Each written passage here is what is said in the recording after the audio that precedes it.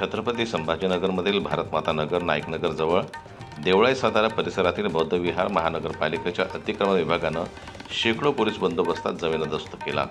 यावेळी भगवान बुद्ध व डॉक्टर बाबासाहेब आंबेडकर यांच्या पुतळ्यासह पंचशील ध्वजाचा ओटा हटवण्यात आला। या एकतर्फी कारवाईला विरोध करणाऱ्या भीमसैनिक माताभगिनींवर अमानुष लाठीमार करण्यात आला। अनेकांना जबर मारहाण झाली। 2 जणांचे डोके फुटले। शेकडो नागरिकांना अटक करून चिखलठाणा पोलीस ठाण्यात नेण्यात आलं। यावेळी असे प्रश्न उपस्थित झाले की पावसाळ्यात अतिक्रमण न काढण्याचे उच्च न्यायालयाचे आदेश असतानाही बौद्ध विहार का हटवण्यात आला? दलित वस्ती, बौद्ध विहार आणि महामानवांचे स्मारक यांच्यावरच कारवाई कशी करण्यात आली? बौद्ध आणि आंबेडकरी स्मारकांवर प्रशासनाचा काय विरोध का असतो?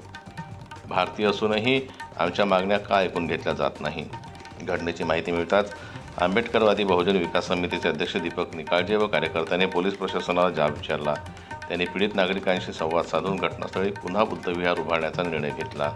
यावेळी निर्धार करण्यात आला की सामाजिक अस्मितेच्या लढ्यात आम्ही शेवटपर्यंत सोबत आहोत। लवकरच शासकीय स्तरावर पाठपुरावा करून याच जागेवर नव्या भव्य बुद्ध विहाराची उभारणी केली जाईल। यावेळी दीपक मगनराव निकाळजे, अध्यक्ष आंबेडकरवादी बहुजन विकास समितीचे महाराष्ट्र राज्याने आपलं मनोगत व्यक्त केलं।